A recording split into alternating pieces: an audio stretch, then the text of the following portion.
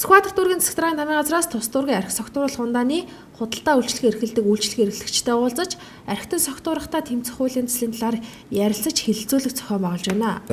Энэ зорилго нь болохоор энэ согтууруулах хундааны хяналтын тухай гэж улсын их хурлаар хэлцэж байгаа юм төсөл байгаа. Өөрөөр хэлбэл энэ төслийн хүрээнд одоо энэ бизнес эрхэлж байгаа хүмүүс яг энэ үйлчлэгээ гардаж эрхэлж байгаа хүмүүсийн хэлэлцүүлэг зохион байгуулаад энэ хуулийн төсөл үзэл санаа үзэл баримтлал одоо энэ авагдаж байгаа арга хэмжээ ямар ч хэрэглэл нь юунд зориод байгаа гэдэг асуудлыг одоо танилцуулж ийм ажиллагаа зохион байгуулж байгаа.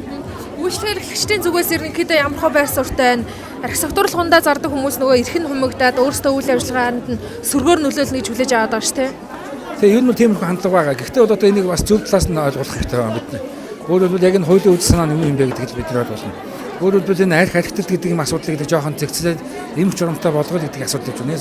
Хин нэг хүний бизнесийг хаах одоо өөрөөр үйл ажиллагааны хумх асуудал биш л. Имзэглээд байгаа асуудал нөгөө 2000 хүнд томд нэг худалдах цэг байна гэдэг л манайх имзэглээд байгаа. Өөрөөр хэлбэл манай дүүргийн хэмжээнд 140 мянган хүн амтай.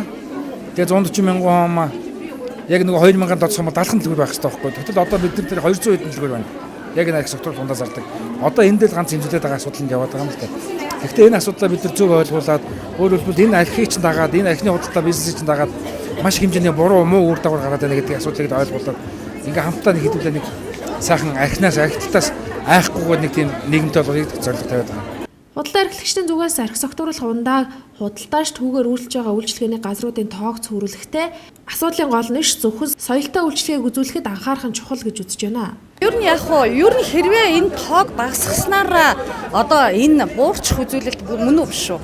Тэгээ би бол энийг бол бас бодоол байгаа. Хэдий чинээ ямиг ингээд багасгаад хязгаарлалт тогтвол хэдий чинээ хүмүүс илүү их орж эхэлдэг байхгүй. Энээс дамжаад одоо бас янз янзын одоо хулгаан одоо худалдаа модалдаа гаргах үгүйсэх арга байхгүй шүү дээ. Азийн чон гэдэг одоо хэдэн жилийн өмнө бас архины талаар нэлээд хүнд асуудал болж байхад бол нэг хэсэгтээ нэг одоо нэлээд л хүмүүс одоо ангаж хангацсан юм шиг байсан. Юмыг ер нь чөлөөтэй байлгаад хамгийн гоё нь соёлтой үйлчлэгийг л манайх дэмжих хэрэгтэй байхгүй юу.